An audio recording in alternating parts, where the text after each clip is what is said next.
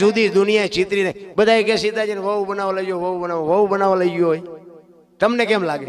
રાવણ એવો હાવ ડફોળ તો નહોતો ભલા.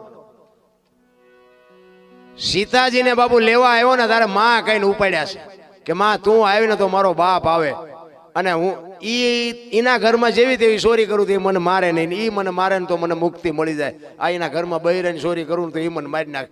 માં કઈને ખંભે બેહર્યા અને લઈ જઈને એને અશોક વનમાં બેહર્યા છે બાપુ. જો વનમાંથી લઈ જઈને અશોક વનમાં બેહાડવામાં રાવણને કોઈ ન રોકી કે હોય તો પોતાના મેલે લઈ જવામાં રાવણને કોઈ ન રોકી કે એને ખબર હતી કાલ દુનિયા કઈ વાતો કરશે. એના મેલ ઉપર રાખી અશોક વનમાં રાખી અને ફરતો પેરો મૂક્યો તો કે આને ઉનો વા ન વાય ધ્યાન રાખજો, આ મારી માં આવ્યું છે, મારો બાપ વહેલો મોડો આવશે. આ પોતે પોતાની મુક્તિ મેળવી લીધી. કારણ કે એવા ગેલ હાગરા હોય ને એનું રામાયણમાં મહાપુરુષો ટાંક જ ન કરે ભલામણ.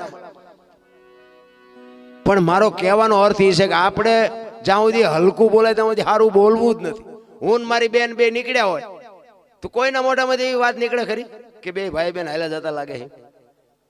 દ્રષ્ટિ જ ખરાબ થઈ જાય, વિચાર ખોટા થઈ ગયા, મગજની વાતો ખોટી થઈ જાય. એમાં અમુક મને